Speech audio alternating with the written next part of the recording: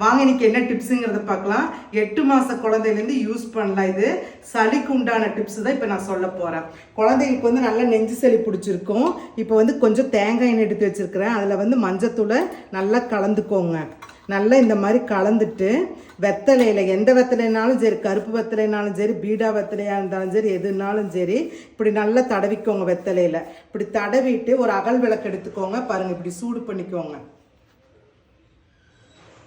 இந்த மாதிரி சூடு பண்ணிவிட்டு குழந்தைங்க அது தாங்குற சூட்டில் இப்படி தொட்டு பார்த்தாலே நம்மளுக்கு தெரியும் குழந்தைகளுக்கு தாங்குமா சூடு அப்படிங்கிறத.